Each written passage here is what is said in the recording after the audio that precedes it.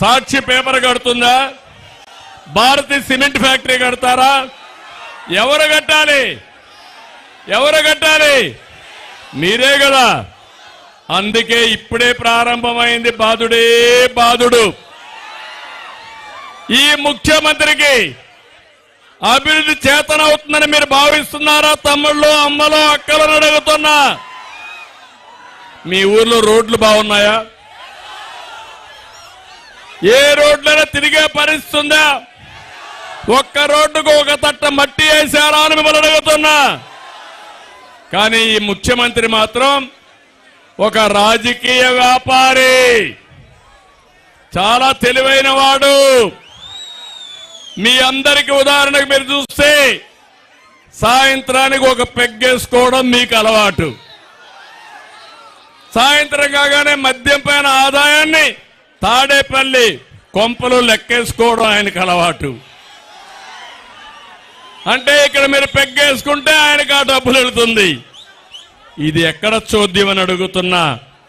దొంగ తెలివితేటలు ఈ ముఖ్యమంత్రికి. ఎక్కడ ఆన్లైన్ లో విక్రయాలు తెలియవు. ఏ షాపులో అయినా వెళితే ఆన్లైన్ లో పేమెంట్ ఉందా తమ్ముళ్ళు? ఒక కిళ్ళీ కొట్టుకెళ్ళండి, ఒక టీ స్టాల్కి వెళ్ళండి, అక్కడ గూగుల్ పే ఉందా లేదా అని అడుగుతున్నా. మద్యం షాప్ లో ఉందా? ఏంటి కారణం? ఏంటి కారణం? మొత్తం ఆ డబ్బులు ఎక్కడికి పోతున్నాయి? తాడేపల్లికి పోతున్నాయి. అవునా కాదా అని అడుగుతున్నా.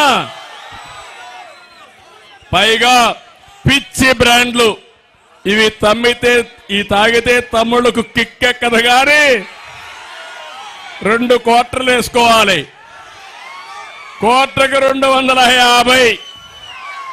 ఆ లెక్కే చూసుకుంటే నెలకు 6,000 రూపాయలు. సంవత్సరానికి ఎంత తమ్ముళ్ళు? 72,000 రూపాయలు.